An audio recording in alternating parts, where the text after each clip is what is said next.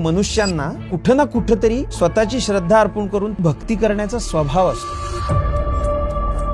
श्रद्धा ही मुळात अंध असते. ती अंध असणं अपेक्षित आहे, पण विश्वास मात्र डोळस असतो.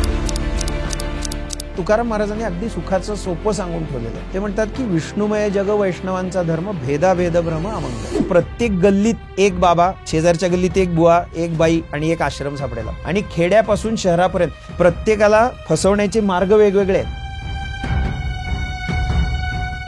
अमुक स्वामी माझ्याशी बोलतात, तिथे एक कानाखाली ठेवून द्यावी. काय तुझे कुठले स्वामी महाराज तुझ्याशी बोलतात सांग बरं, आता मी तुझ्या कानाखाली ठेवून देतो. सत्पुरुषांचं वर्णन आहे की कितीही क्रोधासारखी परिस्थिती निर्माण झाली तरी ते न चिडता शांत राहू शकतात. इथं बघा तुम्ही, यांना थोडासा काही झालं की ते इतके भडकून येतात, शापच द्यायला लागतात डायरेक्ट. आता अनेक साईटवर अध्यात्म विकलं जात आहे. 100 लोकांच्या साईट्स दाखवतो तुम्हाला, त्या नावानिशी दाखवतो आणि त्याची पब्लिसिटी पण अशीच करतात. अमुक करा म्हणजे तुम्हाला अमुक होईल. वारकरी महाराजांना रिव्हॉल्वर पाहिजे कशाला? म्हणजे याचा अर्थ हा वारकरी नाहीये, याचा धंदा वेगळा आहे, दाखवणं वारकऱ्याचं. ह्या अशा सगळ्या महाराज मंडळींमुळे अक्षरशः कुटुंबाच्या कुटुंब कोलमडलेली बघतो. हे अगदी आपल्याला ती दिलेली अफूची गोळी आहे की सर्व धर्म समान आहेत. सर्व धर्म समान नाहीत, कधीही असू शकत नाही. अध्यात्माचा खरा अर्थ समजून घेण्यासाठी काय करणं अपेक्षित आहे? ज्यांच्या नावानी यांनी बाजार केलाय ना, ते सुद्धा सगळे खरेच संत आहेत. त्यांचं नाव मोठं आहे. अक्कलकोट स्वामी महाराज, शंकर महाराज, गजानन महाराज, साईबाबा.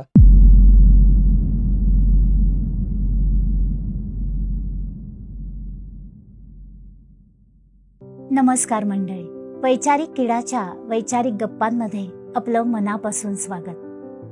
आजकाल अध्यात्माच्या नावाखाली भोंदूगिरी वाढत चालली आहे आणि साध्या सरळ माणसांची फसवणूक होतीये.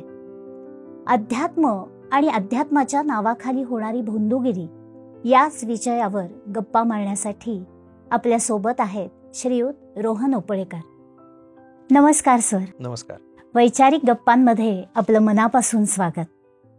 अध्यात्माचा नेमका अर्थ काय आहे आणि अध्यात्म आणि धर्म यामध्ये नेमका फरक काय? अध्यात्म आणि धर्म हे भिन्न आहेत की एक आहेत? यांच्यामध्ये काही सुसूत्रता आहे का, यांच्यामध्ये विरोध आहे एकमेकांचा, याबद्दल खूप लोकांना शंका असतात. मी त्याचं थोडक्यात सगळ्याच अँगलनी ते सांगतो. धर्म ही एक समाजाच्या संधारणेची गोष्ट आहे.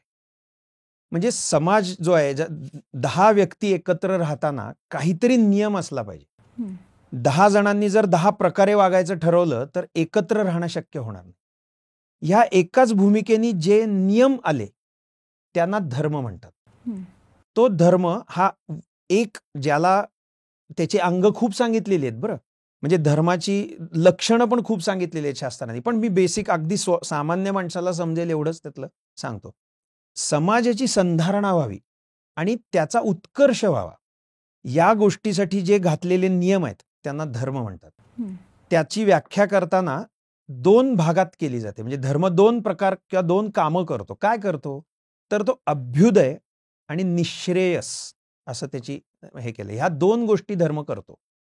अभ्युदय म्हणजे उत्कर्ष, लौकिक उत्कर्ष, म्हणजे मी चांगलं आयुष्य जगणं, चांगल्या आयुष्यामध्ये मी सुख समाधान अनुभवणं, कमीत कमी आरोग्याच्या तक्रारी, कमीत कमी भांडणं, कमीत कमी हेवादावा, दुस्वास, हे सगळ्या गोष्टी कमीत कमी होऊन सुखाचं समाधानाचं आयुष्य जगणं, ह्याला अभ्युदय म्हणतात.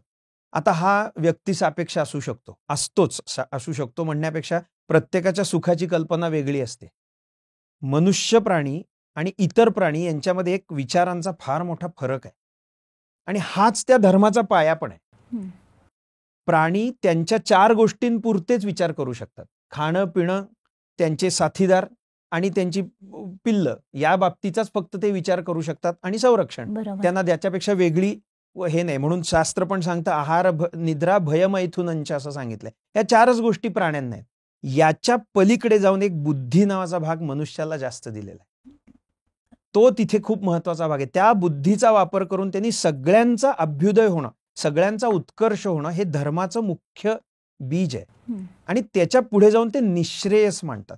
नुसता अभ्युदय त्यांना अपेक्षित नाहीये. निःश्रेयस म्हणजे ज्याला आपल्याकडे मोक्ष अशी संकल्पना मानलेली आहे, तर तो जो मोक्ष आहे तो मोक्ष धर्माचा भाग आहे आणि अध्यात्म हा त्याचा तो भाग आहे. म्हणजे धर्मातला जो अभ्युदय आहे हा धर्म आहे आणि त्यातला जो निःश्रेयस भाग आहे त्याला अध्यात्म म्हणतात. हा त्यातला भाग नीट समजून न घेतल्यामुळे लोकांना असं वाटतं पूजा करणं, देवदेव करणं, देवळात जाणं म्हणजे अध्यात्म. नाही, मी माझ्या स्वरूपाची ओळख करून घेणं हे अध्यात्माचं लक्षण आहे आणि ते प्रत्येकाचं कर्तव्य आहे. बरोबर आहे. मनुष्य प्राण्याचं लक्षणच ते सांगितलं की तो कशासाठी बुद्धी दिली आहे, तर तू कोण आहेस हे ओळखून हे जे चक्र दिलेलं आहे जन्ममरणांचं त्यातनं बाहेर पडणं हे त्याला अपेक्षित आहे. हे त्या अध्यात्माचं गंतव्य आहे. धर्माचं गंतव्य सुखी आयुष्य व्यतीत करून अध्यात्माकडे जाणं असं आहे, कारण त्याचा शेवट निःश्रेयसामध्येच होतो. त्यामुळे अध्यात्म आणि धर्म हे जोडलेलेच आहेत. म्हणजे धर्माचा अर्धा भाग अध्यात्मच आहे, कारण त्या धर्मात त्यांनी अपेक्षा म्हणजे त्यांना असं म्हणायचं नाहीये की ऋषींना म्हणजे की सुखी जगा म्हणजे बस एवढंच, ह्याच्यात शेवट नाहीये त्यांच्या दृष्टीने. त्या सुखातनं त्या सुखादुःखांच्या पलीकडे पण जाता आलं पाहिजे, कारण किती सुख आणि दुःख हे असं आहे की ते कधीच टिकणार नाहीये. आज सुख आहे म्हणजे उद्या दुःख येणार नाही असं नाहीये, आणि आज दुःख आहे म्हणजे उद्या सुख येणार नाही असं नाही. म्हणून या संदर्भात बिरबलाची एक गोष्ट सांगतात आणि ती अनेक तत्वचिंतकांच्या नावाने येते, आपण बिरबलाच्या म्हणू. त्या बिरबलाला एकदा बादशाने विचारलं की तू एक असं वाक्य सांग की जे सगळ्या स्थितीत उपयोगी पडेल. तर बिरबल म्हणाला आहे असं हे. त्यांनी एक वाक्य लिहिलं की ही परिस्थिती बदलणार आहे. एवढंच लिहि, ही परिस्थिती बदलणार आहे. तर तो बादशाह म्हणाला हे कसं लागू पडतं सांग. तो म्हणाला जो आत्ता सुखात आहे ना त्याला ते जाणीव करून देत राहील की तू प्रयत्न सोडू नकोस. आत्ता मला सुख झालं म्हणजे मी ते प्रयत्न सोडून दिले, की मला आता थोडे पैसे कमवले मी सुखी झालो म्हणजे मी आता पुन्हा कमवायचं थांबवू का. ही परिस्थिती बदलणार आहे. उद्या जर हे बदललं तर काय तुला मदतीला येईल. त्यामुळे तू तुझे प्रयत्न करत राहा.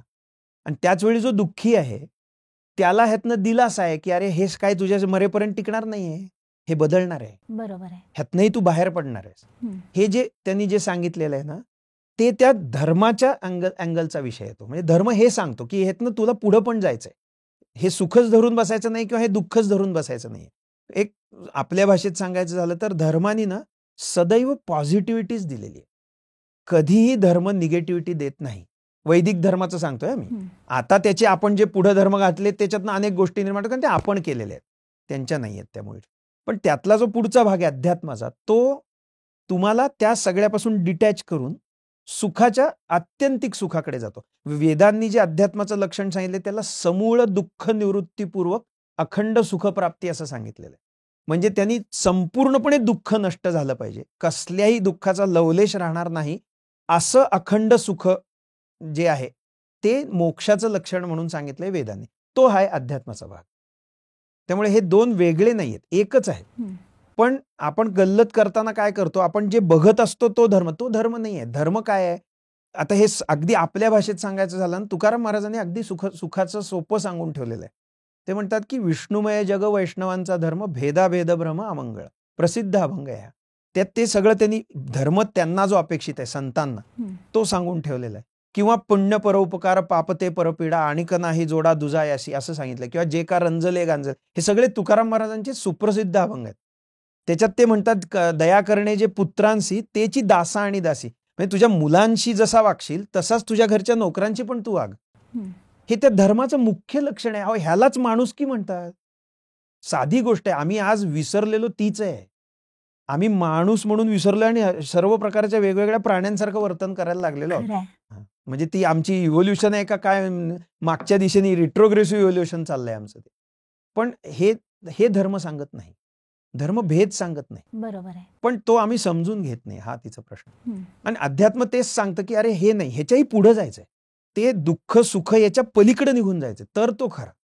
कारण ते कधी ना कधीतरी नष्ट होणार किंवा येणारं जाणार आहे. ते किती दिवस धरून ठेवायचं. पण सर, अध्यात्माच्या आधारावर आता व्यवसाय केला जातोय, पण मग त्यामुळे भविष्यात अध्यात्म म्हणजे काय याची खरी उकल लोकांना होणार आहे का? हा आत्ताचा खूप मोठा दुःखाचा भाग म्हणा किंवा ज्यांनी व्यथित व्हावं असा भाग आहे. ज्या अध्यात्माचा पूर्णपणे तुमच्या वैयक्तिक हे आहे. जसं मगाशी मी तुम्हाला सांगितलं, धर्म हा सामाजिक आहे, सामूहिक आहे. अध्यात्म खूपसं वैयक्तिक आहे. कारण तो असं नाहीये धर्मामध्ये अभ्युदय 4 लोकांचा एका वेळी होऊ शकतो, उत्कर्ष 4 लोकांचा होऊ शकतो, पारमार्थिक विकास एकट्याचाच होतो. म्हणून रामदास स्वामी महाराज सांगतात ना की सांगे वडिलांची कीर्ती तो एक मूर्ख. माझे वडील खूप श्रेष्ठ होते, माझे वडील श्रीमंत होते, माझे वडील पराक्रमी होते. अरे तू काय आहेस? त्यांचा पराक्रम तुझ्या उपयोगी नाही पडणार आहे. त्यांचा पराक्रम त्यांच्या उपयोगी पडला, त्यांचं साधन त्यांच्या उपयोगी पडलं, त्यांनी जे मिळवलं ते त्यांच्या उपयोगी पडलं. इथे हा भेद येतो. अध्यात्म ही खरं तर वैयक्तिक गोष्ट आहे, पूर्णपणे वैयक्तिक गोष्ट आहे ती. आपलं अध्यात्म आहे, आपण मोक्षाकडे जाणार आहोत. आता दुर्दैवाने काय होतं, ते धर्म आणि अध्यात्माची जिथे सरमिसळ होते ना, तिथे ह्या सगळ्या भोंदूगिरीचा जन्म होतो. कारण काय होतं, ते आपल्याला समजत नसतं. आणि अशी अपेक्षाही नाही, सगळं समजून घ्यावं अशी अपेक्षा नाही. किमान प्रयत्न करावेत अशी मात्र अपेक्षा आहे, जे आपण आधीच सोडलेले आहेत. तो प्रयत्नही आपण करत नाही समजून घ्यायचा. शास्त्र म्हणजे सायन्स म्हणजे टेक्निक. प्रत्येक गोष्टीला काहीतरी एक टेक्निक असतं. ते जर आपण समजून घेत गेलो थोडं मूळ ग्रंथांमधनं, लोकांकडनं नाही. दुसरा काय सांगतो तो त्याच्या अनुभवाप्रमाणे आणि त्याच्या बुद्धीप्रमाणे सांगतो. ऋषींनी जे सांगितलेलं आहे ना, ते नुसत्या अनुभवात किंवा बुद्धीने नाही सांगितलं. त्यांची बुद्धी शुद्ध आहे.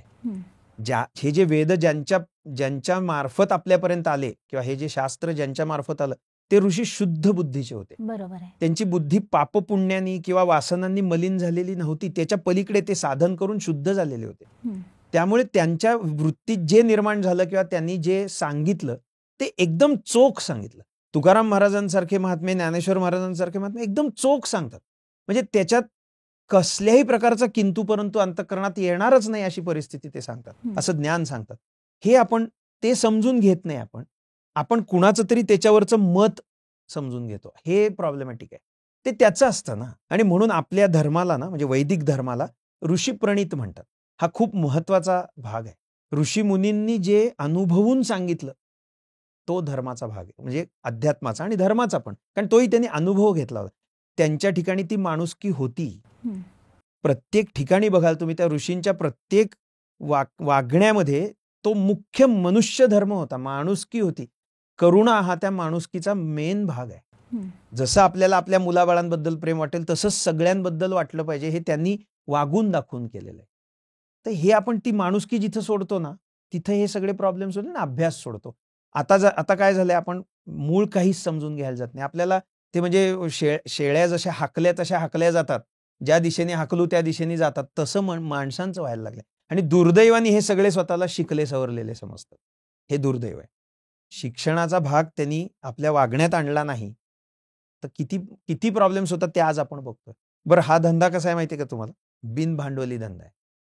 त्याच्यात इन्व्हेस्टमेंट काही करावी लागत नाही. बाकी सगळ्या धंद्यांमध्ये इन्व्हेस्टमेंट पण करावी लागते आणि एस्टॅब्लिश पण व्हावं लागतं.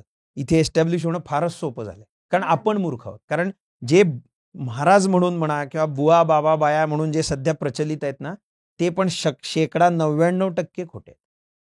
इतकं मोठं प्रमाण आहे ते की त्याचा तुम्ही म्हणजे असं चेष्टेत म्हणायचं झालं तर प्रत्येक गल्लीत एक बाबा, शेजारच्या गल्लीत एक बुवा, एक बाई आणि एक आश्रम सापडेल आपल्याला. आणि खेड्यापासून शहरापर्यंत प्रत्येकाला फसवण्याचे मार्ग वेगवेगळे आहेत.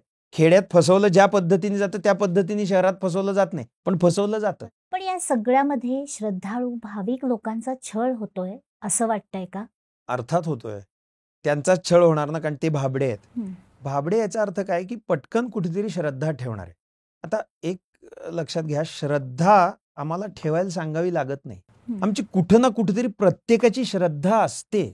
म्हणजे जो श्रद्धावान आहे असं वाटतं त्याची तर असतेच, पण जो श्रद्धावान नाही असं वाटतं त्याची पण असते. म्हणजे आता एखादा म्हणेल मी नास्तिक आहे, तर मी नास्तिक आहे या विचारावरची त्याची जी काय भावना आहे तिला श्रद्धा म्हणतात ना. माऊलींनी पण त्याच्यावरती सांगितलं की देखे मनुष्य जात सकळ स्वभावताची भजनशीळ असं ते म्हणतात. म्हणजे मनुष्यांना कुठं ना कुठं तरी स्वतःची श्रद्धा अर्पण करून त्याला फॉलो करण्याचा किंवा त्याच्यावरती भक्ती करण्याचा स्वभाव असतो. मग कोणीतरी बॉसवर भक्ती करत असतं, कोणीतरी बायकोवर करत असतं, कोणीतरी नवऱ्यावर करत असतं, कोणीतरी देवावर करत असतं, पण एकूण कुणाला तरी फॉलो करतच असतं. न फॉलो करणारा असा कोणीही नसतो. कुठंतरी त्याचा भावनेचा भाग असतो की जो त्यांनी एक त्या ठिकाणी ठेवलेला असतो, त्याला श्रद्धा म्हणतात. त्यामुळे ती श्रद्धा पटकन बसू शकते. आपला स्वभाव आहे तो, मनुष्याचा स्वभाव आहे. आता लहान मुलाची श्रद्धा आई वडिलांवर असतेच की नाही. त्याला माहित असतं जे काय आपल्याला काय चांगलं करतील ते हे करतील, त्याला चांगलं काय हेही माहित नसतं, पण तरी सुद्धा ते आई करेल ते बाप करेल ते करून घेतो की नाही, कारण ती श्रद्धा आमचा भाग आहे. याचाच तोटा इथे म्हणजे या लोकांचा तिथे होणारा तोटा आणि भोंदूंचा फायदा तिथेच आहे. त्या भाबडेपणाची श्रद्धा ते मिसयूज करतात. म्हणजे काहीही खोटं सांगितलं जातं. आता त्याचं तुम्हाला एक उदाहरण म्हणून सांगतो की आता हे सगळ्यात मोठा याच्यातला हे काय, तर देव माझ्याशी, अमुक स्वामी माझ्याशी बोलतात किंवा अमुक महाराज माझ्या थ्रू लोकांना मार्गदर्शन करतात. हे 100% खोटं आहे. 100%. म्हणजे याच्यात एकही असा सांगता येणार नाही की ज्याच्याशी खरंच कोणीतरी बोलत असेल. हे सगळं खोटं आहे. एक मी अगदी हे मोठं स्टेटमेंट करतोय, पण ते 100% एक उदाहरण यातलं सगळं खरं नाही. याचं कारण असं, याला एक ज्ञानेश्वर महाराजांनी एक फार सुंदर ओवी घालून ठेवलेली आणि हे उपनिषदात पण आलेलं आहे. माऊली म्हणतात की येथ जाणीव करी तोची नेणे, आथिले पण मिरवी तेची उणे, मी जहालो ऐसे जो म्हणे तो काहीची नव्हे. असा 9व्या अध्यायातली 368वी ओवी आहे ही ज्ञानेश्वर महाराजांची, ज्ञानेश्वरीतली. किती सुंदर त्यांनी सांगितलं, येथ जाणीव करी तोची नेणे. जो म्हणतो मला ज्ञान आहे, त्याला काही ज्ञान झालेलं नाहीये, हा त्याचा पहिला अर्थ आहे. ह्या सांगण्यातच सिद्ध होतं की त्याला ज्ञान झालेलं नाहीये. अथिलेपण मिरवी तेची उणे. अथिलेपण म्हणजे समृद्धी, सामर्थ्य किंवा वैभव. माझ्यापाशी काहीतरी वैभव आहे, कसलंही, माझ्यापाशी सिद्धींचं वैभव आहे, माझ्यापाशी श्रद्धेचं वैभव आहे किंवा माझ्यापाशी ज्ञानाचं वैभव आहे, जे काय, जो ते मिरवतो ते उणं आहे. याचा अर्थच त्याच्यापाशी ते मायनसमध्ये आहे. उणे या शब्दाचा अर्थ मायनस नाहीये, म्हणूनच तो मिरवायला जातोय, दिखाऊपणा करतोय. जो मी जहालो ऐसे जो म्हणे तो काहीची नव्हे. ज्याला असं वाटतं, जो म्हणतो मी पूर्ण झालो, मी ब्रह्म झालो आता, किंवा मी श्रेष्ठ आहे, मी ज्ञानी आहे, मी महात्मा आहे, मी संत आहे, असं जो स्वतःच सांगतो, त्याला काहीही झालेलं नाही असं स्पष्ट सांगा. आता हा जर नियम लावला तर माझ्याशी स्वामी महाराज, माझ्याशी गजानन महाराज, माझ्याशी शंकर महाराज, माझ्याशी साईबाबा, माझ्याशी महाअवतार बाबाजी, मी मुद्दामून ही 5-6 नावं घेतली कारण ही ट्रेंडिंग आहेत सध्या. यांच्यापैकीच कोणाशी तरी कोणीतरी बोलत असतं बरं का. म्हणजे ह्या सगळ्या 5-6 महात्म्यांना दुसरं काही काम नाहीये. या प्रत्येक गल्लीतल्या एकेकाशी तासभर गप्पा मारणं एवढंच काम आहे त्यांचं. अशी परिस्थिती निर्माण करून ठेवलेली. एकही यातला माणूस खरा नाही. आणि असं जर असेल तर त्यांनी कुणी आपल्याला पुरावा दाखवावा की हो माझ्याशी खरं बोलतायत म्हणून सांगावं. कोणीही सांगू नाही शकणार, कोणीही सांगू शकणार नाही, कारण सगळे खोटे आहेत. एक जात. आज महाराष्ट्रात काय, पुण्यात गल्लीत एक बुवा बाया तुम्हाला दाखवता येते. आणि हे असंच, आणि ते कुणाचा फायदा घेतात, रांजल्या गांजलेल्यांचा फायदा घेतात. काहीतरी जे दुःखी आहेत ना, काय मनुष्याला कुठून तरी त्या दुःखातनं बाहेर पडायचं असतं. मग कुठल्या का मार्गाने बाहेर पडू, पण मला त्यातनं बाहेर पडायचं, कारण त्याचा पेशन्स नसतो, सहनशीलता अजिबात कमी. आणि आता तर असा अनुभव आहे, म्हणजे मेडिकली पण असं व्हायला लागलेलं आहे, मोबाईलच्या एका अतिवापरामुळे सहनशीलतेवरती सुद्धा आमचे परिणाम झाले. कारण झटपट असतं ना, क्लिक केली की गुगलने काहीतरी सांगायला पाहिजे. तसं शरीराच्या बाबतीत होत नाही, तसं इतर कुठल्याही बाबतीत होत नाही. थांबावं लागतं, पेशन्स लागतो. तो गेलेला आहे लोकांचा. बरोबर आहे. त्यामुळेच म्हणजे आता अनेक साईटवर अध्यात्म विकलं जात आहे. जाणारच ना. असं एखादं भोंदोगिरीचं उदाहरण तुम्ही देऊ शकता मी का? इतकी उदाहरणं देऊ शकतो तुम्हाला नावानिशी. म्हणजे ते जोक्स असतात की नाही आपल्याकडे, की तो गण्या असं म्हणाला, तसं मी सांगतो तुम्हाला. मी आता तुम्हाला असे पक्या, गण्या, रम्या, बरं, अशा 100 लोकांच्या साईट्स दाखवतो तुम्हाला. त्या नावानिशी दाखवतो. सगळे मिळून फक्त फसवतात आणि त्याची पब्लिसिटी पण अशीच करतात. अमुक करा म्हणजे तुम्हाला अमुक होईल. इतकं सोपं आहे का ते? इतकं सोपं आहे का?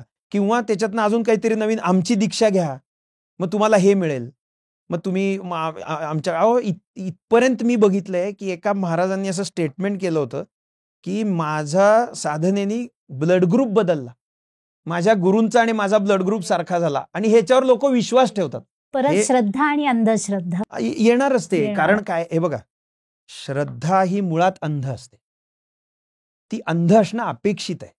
श्रद्धा ही अभ्यास करून ठेवली जात नाही.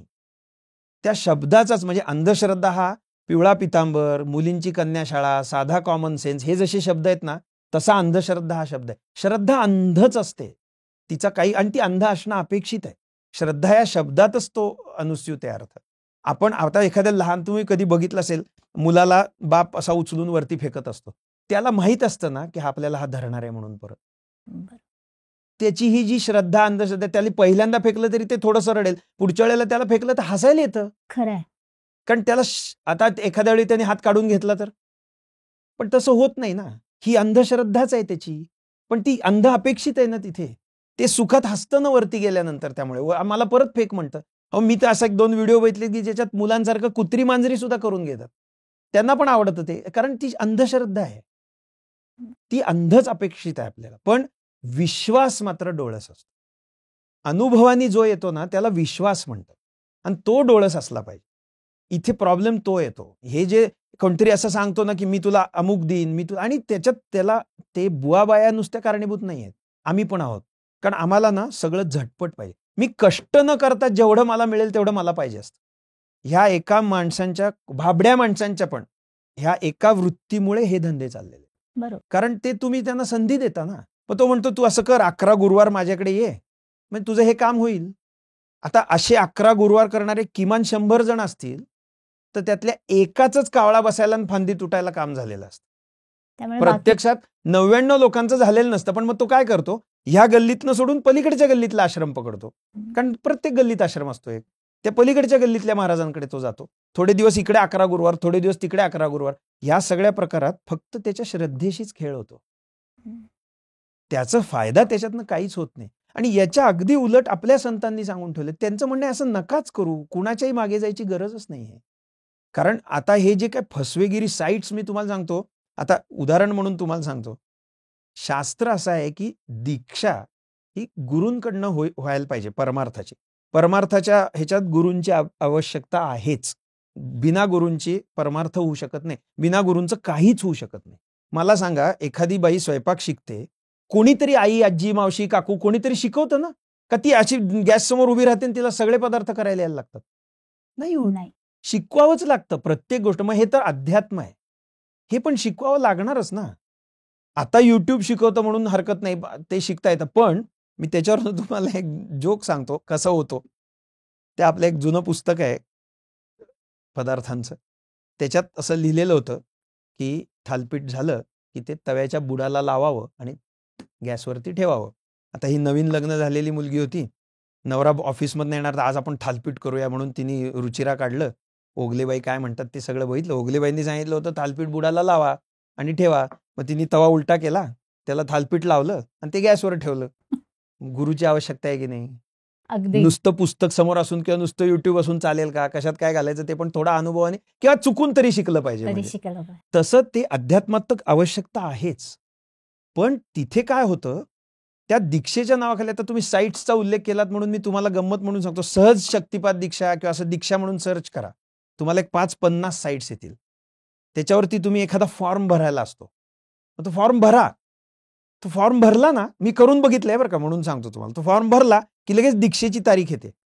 उत्तर कोणी दिलं? कम्प्युटरच्या प्रोग्रॅमनी दिलं. म्हणजे दीक्षा पण कम्प्युटर देणार आहे का तुम्हाला तिथं? इतकं उथळ करून ठेवलेलं आहे. बरोबर. ज्याला काहीच माहिती नसतं त्याला ते खरं वाटतं. पण त्या खरं वाटण्याच्या भानगडीत श्रद्धेचा तर बाजार होतोच, पण त्याचं जे काय मानसिक संतुलनच बिघडतं त्याच्यानंतर, ते खूप खूप जास्त प्रमाणात तोट्याचं आहे.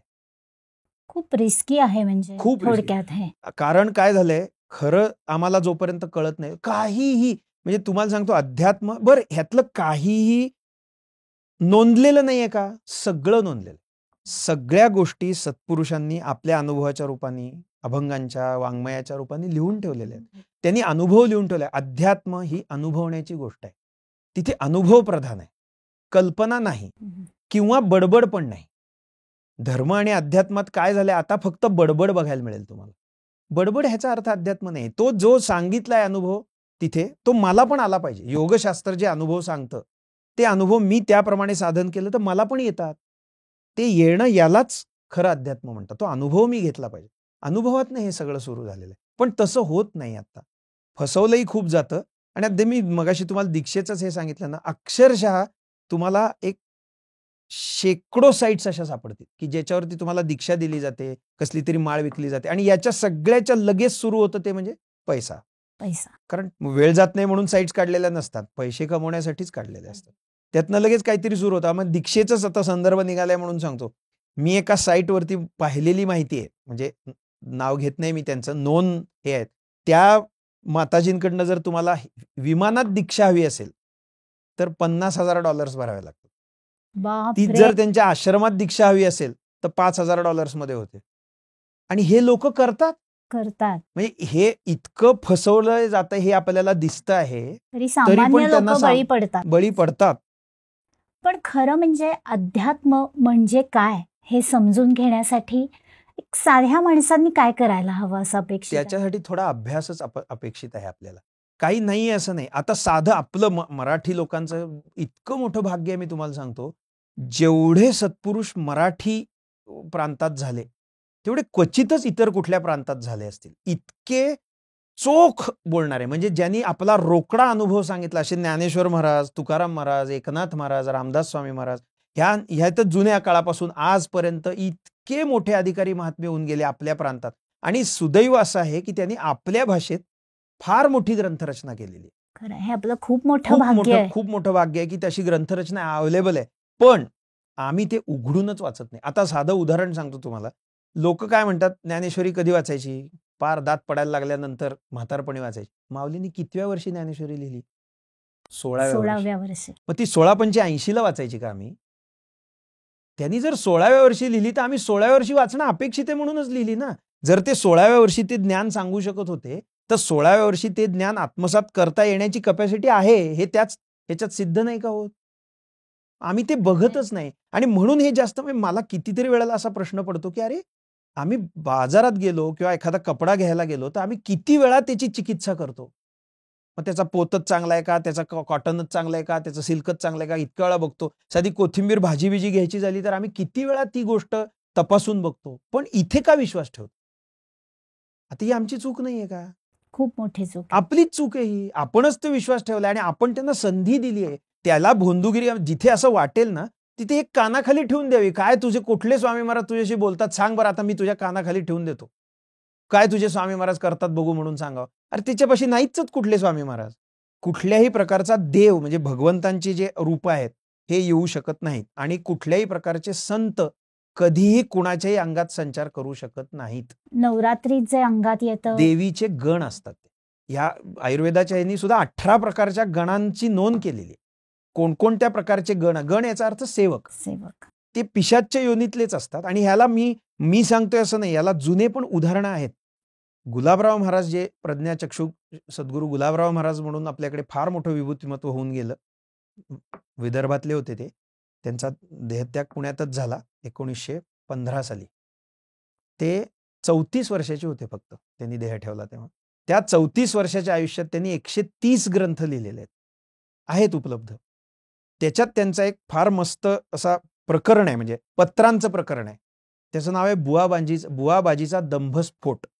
नावच त्या प्रकरणाचं असं आहे. आणि हे आजचं नाही, त्यांनी 1915 साली देह ठेवला. म्हणजे आता त्यांना देह ठेवून 110 वर्ष होऊन गेलेली आहेत. त्याच्या आधीचं ते प्रकरण त्यांची पत्रव्यवहार येतो. त्या पत्रव्यवहारात त्यांनी इतक्या डिटेलमध्ये बुवाबाजीची चर्चा केलेली आहे. आणि गंमत सांगतो तुम्हाला, आजच्या काळाला सुद्धा रिलेव्हंट आहे ते. म्हणजे त्यांनी त्यावेळी जे सांगितलेलं होतं ते आजच्या काळाला रिलेव्हंट आहे. त्यांनी तिथे काय सांगितलं ते इतकं पटलं मला वाचल्यानंतर. ते म्हणाले, हे सगळे बुवा अतिशय गोड बोलणारे आहेत. किती खरं आहे.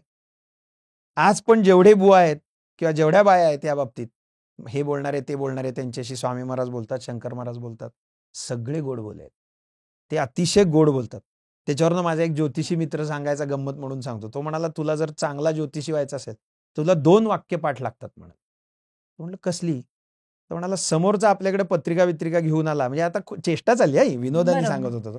जर आला तर त्याला म्हणायचं, तुमच्या पत्रिकेतनं असं दिसतं की तुम्ही फार कष्ट करता पण त्याची कोणाला किंमत नाहीये. तो 100 रुपये लगेच काढून ठेवतो समोर, कारण खरं आहे, प्रत्येकालाच वाटत असतं माझी कोणालाच किंमत नाही आहे. अगदी. त्यामुळे ते बरं, हे काय ज्योतिषांनी सांगायची गरज नाही, पण तो ज्योतिषी तिथे आणतो ते. आणि दुसरी गोष्ट म्हणजे, तुम्ही खूप कष्ट करता पण त्या प्रमाणात फळच तुम्हाला मिळत नाही. असं प्रत्येकाचंच म्हणणं असतं की मी कष्ट खूप करतो पण मला फळ मिळत नाही. पण असं नसतं ऍक्च्युली. हे जे सगळे आहेत ना, हे गोड बोलणारे आहेत. त्यातलं अजून एक तुम्हाला मी हे सांगतो गोड बोलण्यातलं. ते ना सगळे जेवढे आत्ता सो कॉल्ड महाराज आहेत, त्यांचं सगळ्यांचं, त्यातला सगळ्यात चांगला कोण असतो माहितीये? जो फार भारी इंग्लिशमध्ये बोलतो. तो काहीही बोले ना तिकडं, आम्हाला वाटतं हा फारच हुशार आहे. बुवा असले तरी इंग्लिश आलं पाहिजे. इंग्लिश आलं पाहिजे त्याला. चांगलं इंग्लिश बोलला ना तो, की मग तो श्रेष्ठ बुवा. म्हणजे वरच्या टायर मधला बुवा, त्याची दक्षिणा पण जास्त, त्याचं फसवणं पण जास्त, पण त्याच प्रमाणात. खरंय नाही, हे आहे, हे मी चेष्टेच्या ह्याच्यात बोलत नाही, हे अक्षरशः बघायला मिळतं. व्यथित व्हावं इतका प्रमाण आहे, इतकं मोठं प्रमाण आहे त्यात. हे जसं हे आहे, त्यांनी म्हणजे ज्योतिषाचा एक भाग वापरतात ते, किंवा रोगांशी संबंधित काहीतरी चिकित्सा करतात, ती सगळी खोटी. त्याला चांगला औषधोपचार आहे, औषधोपचार घ्यावा, तसं करत नाहीत लोक. काय करतात, आम्ही खूप औषधोपचार घेतला. आता मी या शास्त्राशी संबंधित आहे, वैद्यकीच्या याच्याशी माझे मित्र खूप आहेत म्हणून सांगतो, पथ्य हा एक भाग असतो की नाही त्याला. बरोबर. मी मला पाहिजे तेच करीन, मी रात्री 2 वाजेपर्यंत जागीन, तो मोबाईल माझ्या तोंडावर पडेपर्यंत मी तो मोबाईल धरणार, तो तोंडावर पडला कीच मी झोपणार. हे जर पथ्य मी पाळत नसू, तर मी कितीही मोठा विद्वान डॉक्टर असेल किंवा कितीही चांगला प्रथितयश वैद्य असेल, त्याचं औषध मला कसं उपयोगी पडेल, कारण मी पथ्य पाळत नाही. हा आपला दोष आहे, हा इथे पण आहे. आम्ही कुणी सांगितलेलं साधन त्यांनी जसं सांगितलं तसं निष्ठेने करतो का, नाही, आम्हाला जसं पाहिजे तसं आम्ही करतो. आणि तसं करत गेलं ना की त्यातनं मग अनुभव येतच नाही. मग आम्ही म्हणतो नाही, हा खोटाच आहे. आता जे खोटेच असतात ना, त्यांना हेही फायद्यात जातं, कारण ते त्यांचाच दोष बरोबर सांगतात त्यांना की नाही नाही, तू असं केलंच नाहीस, मी तुला असं करायला सांगितलं होतं. तो खोटाच असतो मुळात, तो खोटच फसवत असतो काहीतरी. इतके मार्ग झालेत त्याचे, म्हणजे काय म्हणाल ते. त्याचं पहिलं कारण म्हणजे कुठलं तरी त्याचं दुःख किंवा त्याची अडचण तो हेरतो. मग तू इतके वेळा हे कर, मग ते असा अमुक अंगारा लाव आणि हे कर. अरे, तुकाराम महाराजांनी पण तेव्हा सांगून ठेवलेलं आहे की नवसे कन्या पुत्र होती, मग का करणे लागे पती. बरोबर. म्हणजे नुसत्या नवसानी कन्या. आता ह्याचाही पुरोगामी म्हणणारे लोक ह्याही अभंगाचा उपयोग करून घेतात. तसं नाहीये. त्यांना काय म्हणायचंय, नुसता नवस करून पुत्र होत नाही, ते इथे पती हवा ना तिला. मग बाईनी एखाद्याने नुसता नवस केला तर एवढाच त्यांना म्हणायचंय. त्यांना अजिबात असं म्हणायचं नाहीये की नवसानी काहीच होत नाही. त्यांनी तसं म्हटलेलं नाही. त्यांनी दुसऱ्या 4 ठिकाणी 4 इतर अभंगांमध्ये असं पण म्हटलेलं आहे की तू जे काय नवस असतील ते वेळच्या वेळी फेडावेत. हे जसं आत्ता उदाहरण मी सांगितलं, काही गोष्टी आपल्याला मानाव्याच लागतात. त्यापैकी हे एक आहे. हे जे म्हणजे माझ्या पाहण्यात जे काही बुवा बाया आहेत, त्यातले काही जण पिशाच्य बाधित पण आहेत. ते पिशाच्य त्यांच्या रूपाने ते काम करत असतात. बापरे. असं पण आहे. आता जिथे ते स्वतःच अतृप्त आहे, तिथे ते तुम्हाला काय तृप्ती देणार. खरं. जर गुरु पूर्णत्वाला गेला असेल तर त्याचा शिष्य पूर्णत्वाला जाईल. गुरु ज्या लेव्हलला अध्यात्माच्या स्थितीत असेल तेवढ्याच लेव्हलला जास्तीत जास्त त्याचा शिष्य जाऊ शकतो. हा पण भाग तिथे शास्त्रांनी सांगितलं, आपण हा बघत नाही. आपण कोणीतरी असा जो काय सो कॉल्ड काहीतरी चमत्कार करून दाखवत असतो त्याला गुरु मानायला जातो, त्याला फॉलो करायला जातो, आणि मग तिथे आपली वंचना होते, आपली फसवणूक होते, आपल्यामुळे होते, आपलं नुकसान आहे, आपलं नुकसान होतं, कारण तो मुळात पूर्ण नसतो. तर तुम्हाला काय पूर्ण करणार. खरं. पण हे आपण अभ्यास नाही म्हणूनच आपण तिथे जात नाही. अभ्यास त्याचा थोडासा तरी किमान. आता तर इतकं सोपं झालं हो, सगळं संत वाङ्मय आपलं एका क्लिकवर आहे. काय म्हणाल ते तुम्ही गुगलवर सर्च करा, तुम्हाला आपले सगळ्या मराठी संतांचे सगळे ग्रंथ मिळतील. पण ते उघडून बघितले तर पाहिजेत. खरंय. कारण आता हल्ली तरुण वर्ग हा युट्यूबकडे किंवा तरुण का सर्व लहान मुलांपासून म्हाताऱ्यांपर्यंत सगळे युट्यूबवरच असतात. पण तरुण वर्गाला असं वाटतं की अध्यात्म हा विषय उतरत्या वयाचा आहे आणि त्यामुळे तरुणांनी अध्यात्माकडे कसं पाहायला हवंय. तरुणांनी नाही, याचं कारण मी तुम्हाला 2 सांगतो. जे मगाशी धर्माचा विषय आपला चालला होता ना, धर्माचं बाळकडू घरात मिळत होतं पूर्वीच्या काळात, कारण आई वडील करत होते, मुलं पाहत होती, संध्याकाळी आल्यानंतर हातपाय. आता साधी त्यातली गोष्ट आहे बघा, की बाहेरून कुठून आलं की हातपाय धुतले पाहिजेत, असा आपल्या घरांमधला पूर्वीच्या काळातला नियम. अजूनही आजी आजोबा तुम्ही बघा, बाहेरून आले की हातपाय धुतील. किती साधी हायजेनिक गोष्ट होती ती. आम्हाला शिकवण्यासाठी करोनाला जन्माला यावं लागलं. त्यांनी आम्हाला शिकवलं ते की नाही, सारखं हात धुतले पाहिजेत, पाय धुतले पाहिजेत, स्वच्छ राहायला पाहिजे. अरे, हे आमचा धर्म आधीपासून सांगत होता, पण आम्ही त्याला मूर्ख ठरवला धर्माला. हे काय धर्म, काय पाळायची गोष्ट आहे असं. आणि याचं कारण शिक्षण पद्धती. मेकॉलेनी जी शिक्षण पद्धती घातली तिचं कारणच ते होतं, तुमचं स्वत्व तिथे आधी त्यांनी मारलं. त्याचं पत्र आहे बायकोला लिहिलेलं 1935 सालचं. त्यांनी लिहिलंय त्याच्यामध्ये. आम्ही त्याला खूप मोठा मानला की किती छान काय शिक्षण पद्धती आणली. वाटोळं केलं त्यांनी त्या शिक्षण पद्धतीचं. त्याचं पत्र आहे ज्याच्यात तो कन्फेस करतो की मी हे असं केलं. ह्या सगळ्या हिंदुस्थानातल्या लोकांची इतकी धर्मभावना चांगली आहे आणि इतकं ते त्याला विचारांच्या भूमिकेने जोडलेले आहेत. मी तिथे पहिला घाला घातला. मी त्यांना तुम्ही मूर्ख आहात हे सगळं बघताय असं शिकवायचा प्रयत्न केला. त्यांनी एकदा त्याची कास सोडली की आपल्याला त्यांच्यावर राज्य करणं सोपं जाईल अशी नोंद आहे त्याची. बापरे. आणि आम्ही त्याला मोठं मानलं इतकी वर्ष. आम्ही पहिलं काय केलं, ती गेल्या 2 पिढ्या अशा आहेत की ज्यांनी मुळात धर्माचं जे बेसिक आचरण होतं तेच सोडलं. त्यामुळे तरुण तर सोडा, आत्ता मोठी पिढी पण वाया गेलेली आहे त्या बाबतीत. घरातच काही करत नाही तर मुलं काय करणार? खरं. ते त्याच्यासाठी आपण आधी समजून घेतलं पाहिजे मूळ. माझं म्हणणं असं आहे की कुणाचं तरी त्याच्यावरचं म्हणणं न समजून घेता मूळ सिद्धांत ग्रंथ सगळं शास्त्र समजून घेतलं पाहिजे आणि मूळ वाचलं पाहिजे. ते काही फार कठीण नाहीये. प्रयत्न केला तर सगळं जमतं. सायन्स आपल्याला कठीण वाटतं का? वाटतं, पण जमतं ना. फार आपण चंद्रावर जातोय आता त्याच्यासाठी. म्हणजे कुणाला कुणाला तरी जमतंच ना ते करायला. अभ्यास करेल तर तेही तुकाराम महाराज सांगून ठेवतात. अभ्यासाने काहीही साध्य होतं असं ते म्हणतात. अभ्यासाने काहीही साध्य होतं असं त्यांचा अभंगच आहे. स्पष्ट शब्दात ते म्हणतात. मग हे काय आहे की काहीही नाही जमणार असं नाही, जमेल. आम्ही प्रयत्न केला पाहिजे. आणि हे जर आज जर आपण असा प्रयत्न केलाच नाही तर हे सगळे जे भोंदू आहेत ना ते पूर्ण वाटोळं करून ठेवतील आपलं. आणि आज दिसतं ते नुसतं तुमच्या श्रद्धेशी खेळत नाहीत, ते तुमच्या पैशाशी पण खेळतात आणि ते तुमच्या भावनेशी खेळतात, ते तुमच्या मानसिकतेशी खेळतात. त्याच्यातनं पॉझिटिव्हिटी यायच्याऐवजी नंतर निगेटिव्हिटी डेव्हलप होते. म्हणजे त्यांनी मनोरुग्णांची संख्या वाढत जाईल, कारण तो फसवला गेलेला त्यातनं बाहेरच येत नाही. रोज उठून कोणीतरी काहीतरी संदर्भ घेतं. मी तुम्हाला उदाहरण त्या दीक्षेच्या यांनी दिलं ना, मला तो जास्त कन्सर्नचा विषय वाटतो. आज दीक्षा या नावाखाली एक तर स्वतःचा संप्रदाय निर्माण करतात लोक, म्हणजे ते जे कोण गुरु महाराज असतात सगळे ते स्वतःचं काहीतरी करतात. इथे एक मी मुद्दामून सांगून ठेवतो, हा खूप महत्वाचा भाग आहे. त्याला काही निकष आहेत, कारण अनुभव हा वैयक्तिक आहे. अध्यात्माचा अनुभव वैयक्तिक आहे, तो मी एकटाच घेणार आहे. मला काय अनुभव आला हे मी शब्दांनी फार फार तर सांगू शकेन, पण त्याच्यावर विश्वासच ठेवावा लागेल तुम्हाला. त्याला पर्याय नाही. किंवा मी तो अनुभव घेतला तरच मी सांगू शकेन. जसं तुम्ही साखर खाल्ली, ती गोड लागते. गोड म्हणजे काय हे जर मला माहितीच नसेल तर मी कसं सांगणार ती गोड आहे हे? म्हणजे मला चमचाभर साखर खाऊन बघितली पाहिजे, म्हणजे मग माझी दोघांचे अनुभव एक झाला, मग मला सांगता येईल हो साखर गोड आहे, तू म्हणतोस तशी गोड आहे. इथे तोच भाग येतो. अनुभव हा आपण जोपर्यंत घेत नाही तोपर्यंत कळू शकत नसल्यामुळेच फार मोठा प्रॉब्लेम. ह्या भोंदूंचा फायदा आणि आपला तोटा आहे. कारण तो जेव्हा सांगतो की असं घडतं तेव्हा आपल्याला विश्वास ठेवावा लागतो. पण तिथे एक विश्वास ठेवण्यापूर्वी पण काही चिकित्सा करायला सांगितलेली आहे शास्त्राने. ह्याच्या नोंदी तिथपासून आहेत बरं. म्हणजे आज भोंदूगिरी आहे का? नाही. जेव्हा चांगला निर्माण झाला तेव्हाच वाईट निर्माण झाला. वाईट होता म्हणून ह्याला चांगला म्हणला ना. सापेक्ष आहेत ते. वाईट आणि चांगले ह्या गोष्टी सापेक्ष आहेत, तशाच तेव्हाही पासून आहेत.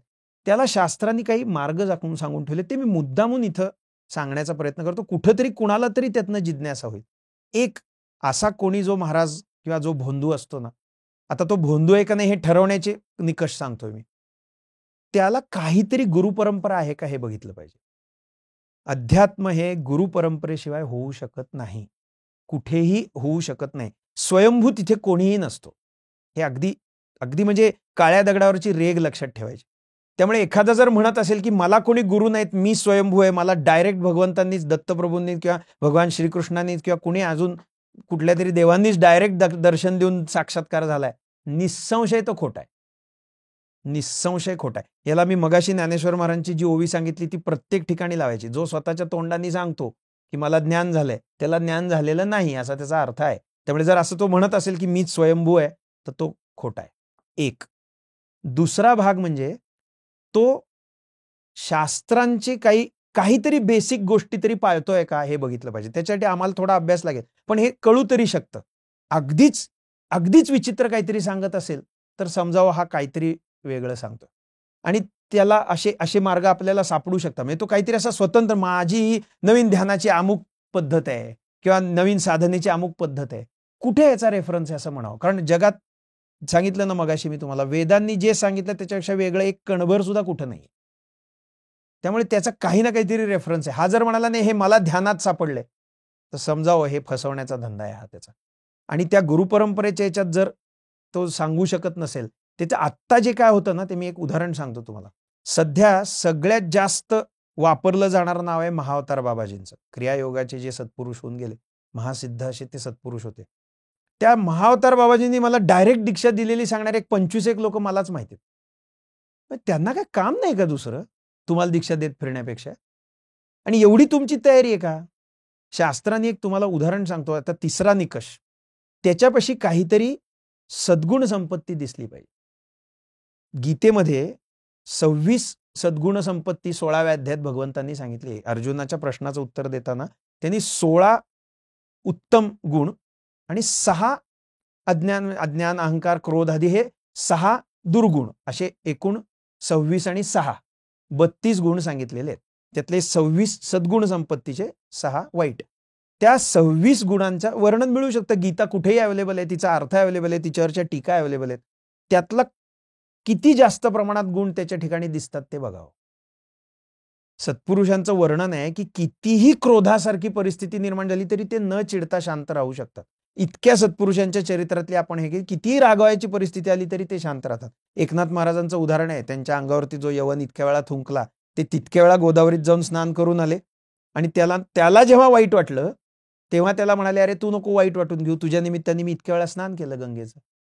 ही त्यांची जी अक्रोधाची स्थिती आहे ना, ही एका इथं बघा तुम्ही, ह्यांना थोडासा काही झालं की ते इतके भडकून येतात, शापच द्यायला लागतात डायरेक्ट. पण गंमत अशी आहे की ह्यांचा जसा आशीर्वाद फळत नाही तसा ह्यांचा शापही फळत नाही. ह्यांच्यापाशी काहीच नाहीये. शापानुग्रहाचं सामर्थ्य असावं लागतं ना, काहीतरी पुण्य लागतं त्याला. त्यामुळे हे जे किंवा असं काहीतरी परंपरा नाही, शास्त्रविरुद्ध काहीतरी सांगतात, लौकिक सामाजिक धारणांच्याही विरुद्ध काहीतरी सांगतात. आता मध्यंतरी एक पुण्यामध्ये असाच बुवा पकडला गेला, जो अक्कलकोट स्वामी महाराजांच्या नावाखाली हे करत होता, धंदा काढला होता त्यांनी. त्यांनी अनेकांवर लैंगिक अत्याचारही केले. बरंच आहे, नुकते महिन्याभरातलं प्रकरण आहे ते. आणि गंमत म्हणजे मला जे सगळ्यात वाईट वाटतं ते, त्याच्या विरुद्ध पहिली पोलीस केस झाल्यानंतर किमान 25 पुरुष असे सांगायला आले की त्यांनी आमच्यावरती लैंगिक अत्याचार केले. तुम्ही काय करत होतात इतका वेळ? मग म्हणजे ह्याला आम्हीच खतपाणी घालतो ना. तिथे जो अन्यायकारक गोष्ट करतोय तिथे अन्यायाला वाचा फोडायला नको. ते असे म्हण आहे ना की जो गुन्हा करतो त्याच्यापेक्षा गुन्हा सहन करणारा अधिक गुन्हेगार आहे, कारण त्याच्यामुळे 100 लोक अडचणीत येऊ शकतात. असे प्रकार आपल्या समोर घडत असताना सुद्धा आपण डोळे झाक करून त्याच्याकडे बघतो. मग ते आमची दीक्षा घ्या, मग त्याला इतके पैसे द्या. पैशाविषयाचा विषय आला की लोभ आहे तो. सत्पुरुषांच्या पहिल्याच गुणामध्ये त्यांची निष्कामता हा गुण आहे. त्यांच्या ठिकाणी 3 गुण म्हणजे 3 भाग बघितले पाहिजेत. एक तर म्हणजे त्याला एका पुरुष असेल तर त्याला स्त्रीची इच्छा असते, स्त्री असेल तर पुरुषाची इच्छा आहे त्याला, म्हणजे त्याची वासना आहे तशी एक, किंवा पैसे हवेत त्याला, नाही तर लोकेशणा म्हणजे प्रसिद्धीची इच्छा. काही जणांना पैसे नको असतात, पण मला मोठा म्हण, माझी पूजा कर. आता तुम्हाला गंमत सांगतो, ते किती तळागाळापर्यंत चाललेलं आहे. ह्या सगळ्यांचे ना असे मोठे दरबार असतात. म्हणजे राजकारण्यांचे पूर्वीच्या काळी दरबार बघायला मिळायचे, आता ह्या बुवा महाराजांचे पण दरबार असतात. आणि मोठे मोठी सिंहासनं, मोठे मोठे हार बीर, मोठी मोठी सगळ्या प्रकारच्या पूजा, त्यांच्या पाद्यपूजा वगैरे. कुठल्या सत्पुरुषांनी अशा प्रकारचं करून घेतलेलं सापडेल? कुठल्याही खऱ्या सत्पुरुषांनी असं केलेलं नाही. कुठल्याही नाही. अवधूत स्थितीतल्या नाही, नॉर्मल स्थितीतल्या नाही, ब्रह्मचारी नाही, संन्यासी नाही, कुणीही हे केलेलं नाही. आता सगळे ते करतात. इतकं ह्याच्यात आलंय. म्हणजे मी स्वतः वारकरी सांप्रदायिक आहे, दत्त सांप्रदायिक आहे. आमचा वारकरी संप्रदाय हा अतिशय शहाणा संप्रदाय म्हणून मानला जात होता, जातो, अजूनही मानला जायला पाहिजे, पण तसं नाही. आज परिस्थिती बघा की वारकऱ्यांमध्ये सुद्धा इतक्या अपप्रवृत्ती यायला लागलेल्या आहेत की खरं तर ज्यांचं तात्विक पाठबळ सत्पुरुषांचं इतकं साऊंड आणि फुल प्रूफ आहे, त्यांच्याकडे सुद्धा आता साध्या कीर्तनकारांची किती बिदाग्या झाल्यात. 5-5 लाख रुपये एकेका कीर्तनासाठी घेणारी लोक मला माहिती आहेत. हा काय प्रकार आहे? जेथे न करावे कीर्तन तेथील न सेवावे अन्न, असं तुकाराम महाराज म्हणतात. तिथलं अन्न सुद्धा घेऊ नका, इतकं ते सेवा म्हणून केलं पाहिजे. ती तर वृत्ती गेलीच. मी पेपरमध्ये वाचलेली बातमी आहे, त्यांची रिव्हॉल्वर आणि त्यांचं 15 तोळ्याचं ब्रेसलेट हातातलं चोरीला गेलं. वारकरी महाराजांना रिव्हॉल्वर पाहिजे कशाला? म्हणजे याचा अर्थ हा वारकरी नाहीये, याचा धंदा वेगळा आहे, दाखवणं वारकऱ्याचं आहे. हा जो दिखाऊपणा आहे ना, हा आपण कुठेतरी लक्ष ठेवून बघितला पाहिजे की हा खरंच दिखावा करतोय की खरा आहे. थोडंसं बघितलं तरी सापडेल आपल्याला.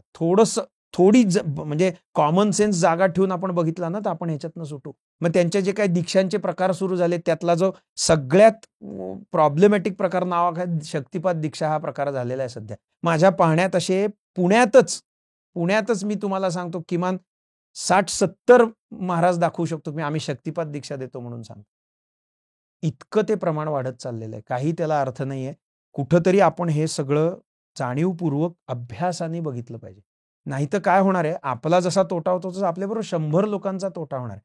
आणि यातनं शेवट कुठे होतो माहितीये, त्याच्या श्रद्धेवरच पहिला घाला येतो. मग तो कुठेच श्रद्धा ठेवायला तयार होत नाही. चांगल्यावर पण त्याची श्रद्धा बसत नाही, वाईटावर तर त्याची नसतेच बसली, अनुभवच त्याने वाईट घेतलेले असतात. चांगल्यावरही त्याची श्रद्धा बसत नाही आणि तो तिथे कोलमडून पडतो. कारण कुठंतरी श्रद्धेचा आधार असणं सोल्युशन सापडत नाही. नाहीच सापडत, मग तो निगेटिव्हिटीलाच जातो त्यातनं. श्रद्धेचा आधार असेल ना, तर अनेक गोष्टींमध्ये तुम्ही खूप सांभाळले जातात. आज ते बघायला मिळतं. खरी श्रद्धा, पण त्याला पर्याय काय माहितीये? असं काहीतरी गुरु गुरु गुरु करत कुणाच्या तरी मागं फिरण्यापेक्षा भगवंतांना किंवा ज्ञानेश्वर महाराजांसारख्या सत्पुरुषांना आधी प्रमाण मानावं. त्यांचं वाङ्मय अभ्यासावं. ते नक्कीच कुणाला फसवणार नाहीत, कारण त्यांनी कधीच कुणाला फसवलेलं नाही. ते खरेच आहेत. किंवा आत्ताच्याही काळात जे येऊन गेले, ज्यांच्या नावाने ह्यांनी बाजार केलाय ना, ते सुद्धा सगळे खरेच संत आहेत. पण ते खोटे नाही आहेत. त्यांच्या नावावर तर चालतं ना. त्यांचं नाव मोठं आहे. अक्कलकोट स्वामी महाराज, शंकर महाराज, गजानन महाराज, साईबाबा, हे सगळे खरेच सत्पुरुष आहेत मोठे. यांना प्रमाण मानून जरी तुम्ही राहिला आणि त्यांना जरी प्रार्थना केली की मी तुमचं उपासना करतो, तुम्ही मला योग्य मार्ग दाखवा, तर ते 100% दाखवतात. कारण त्यांनी हजारो लोकांना, करोडो लोकांना आजपर्यंत दाखवलंय, आजही दाखवतील, उद्याही दाखवणार आहेत. पण हे असं करत करत कुठेतरी कुणाच्या तरी तावडीत सापडून आपलं तोटा करून घेण्यात काही अर्थ नाही. खूप मोठा होतो, खूप. म्हणजे मी असे बघितलेत.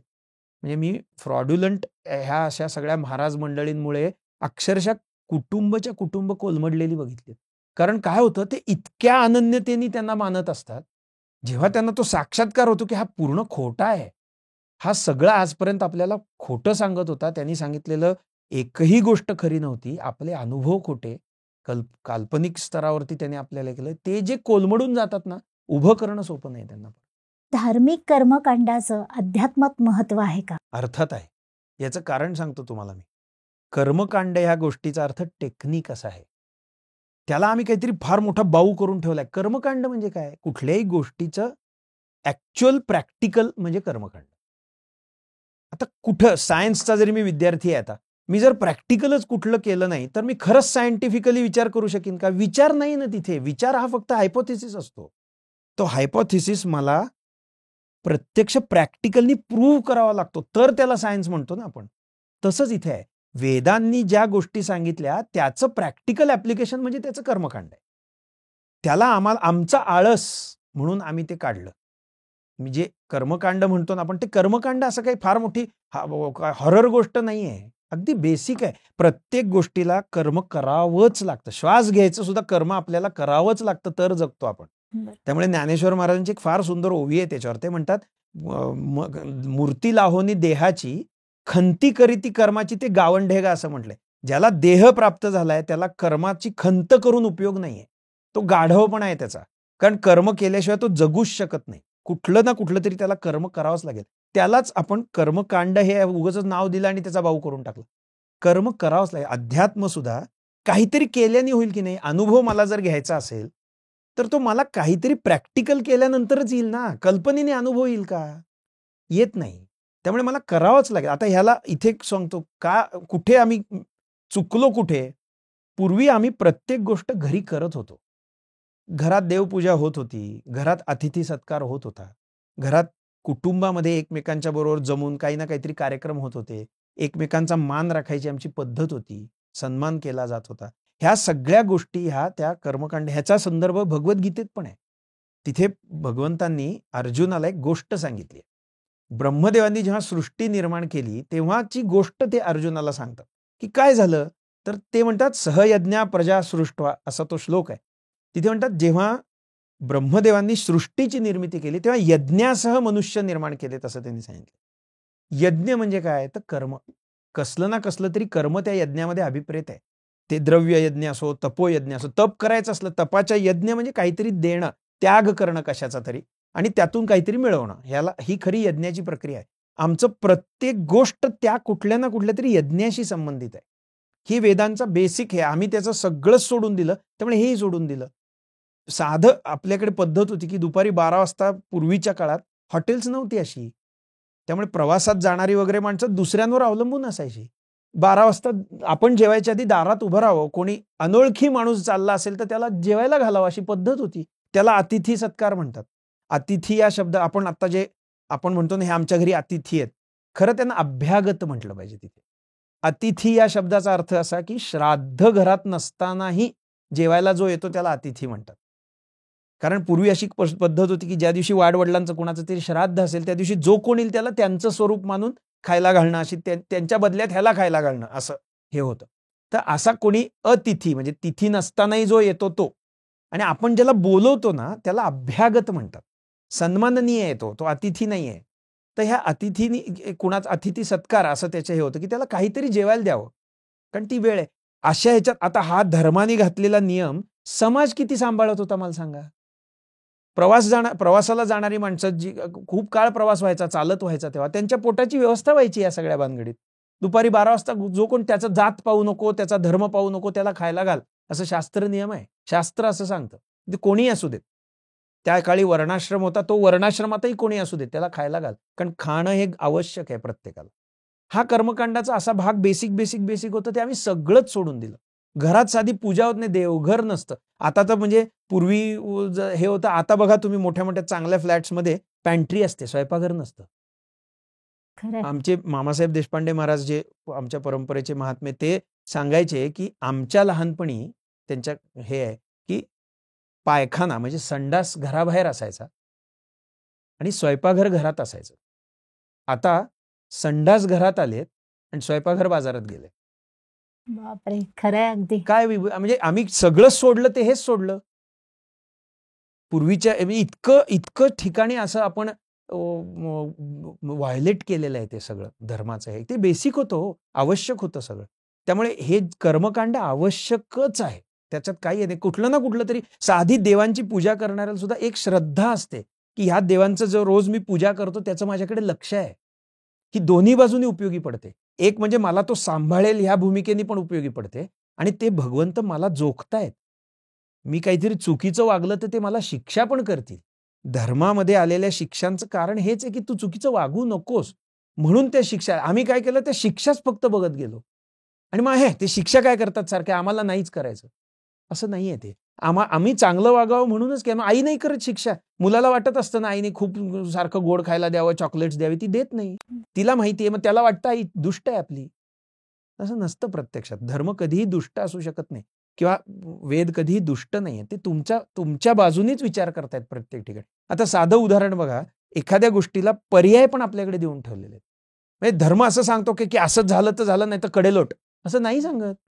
प्रत्येक गोष्टीला पर्याय देऊन ठेवलाय त्यांनी, शेवटच्या टोकापर्यंत पर्याय आहेत. म्हणजे हे नसेल तर त्याच्याऐवजी हे. मग आपण पूजा करता, सत्यनारायणाच्या पूजेत एखादी गोष्ट नसेल तर आपण काय म्हणतो, तत्प्रित्यर्थे अक्षतां समर्पयामि. काही नाही तर दे अक्षता. हे का देण्याची भावना आहे त्याच्या मागे, कुठेतरी काहीतरी दे.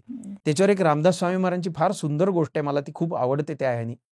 ते एका ठिकाणी भिक्षेला, ते रोज भिक्षा मागायचे, एका घरात भिक्षेला जायचे. तर ती बाई म्हणाली माझ्या घरात काही नाही आहे देण्यासारखं. ते परत दुसऱ्या दिवशी गेले, तर ती म्हणाली अरे मी कालच सांगितलं ना तुम्हाला देण्यासारखं माझ्याकडे काही नाही आहे. तर म्हणाले बाई मूठभर माती दे अंगणातली, ती तरी आहे ना. तर ती म्हणाली मी माती देऊन काय फायदा होणार आहे त्याचा, तुझा काय उपयोगाचा आहे. तर म्हणाले माझ्या नाही उपयोगाचं, पण तुझ्या उपयोगाचं आहे. कारण आज तुझ्याकडे काही नाहीये म्हणून तू देत नाहीयेस, पण उद्या जेव्हा परत काहीतरी येईल तेव्हा तुझी देण्याची सवय जाऊ नये म्हणून माती दे आज. किती छान. कारण ही सवय राहिली पाहिजे. देणं, आपली संस्कृती त्यागावर आधारलेली आहे, ती देते प्रत्येक ठिकाणी कोणाला तरी. आम्ही समजूनच घ्या, आम्ही फक्त हव्यास धरला, माझं भलं झालं पाहिजे, शेजारच्याचं वाटोळं झालं तरी चालेल, असं धर्म नाही सांगत, कधीच नाही सांगितलेलं. आम्ही पाडला ना त्याला तसा. पण आम्ही म्हणजे आमचे धर्म स्वतंत्र करून टाकलेले. आपण चांगलं कर्म करतो ते आपल्याकडे चांगलंच येतं ना, येतच. आणि काही ठिकाणी हे बघा, ते नाही कल्याण कृत कश्चित दुर्गतीन तात गच्छती, असं गीतेचंच वचन आहे भगवंतांचं. चांगल्यासाठी केलेलं, चांगलं केलेलं कधी वाईटाला कारणीभूत होत नाही. काळाचा एक बंध असतो तिथे.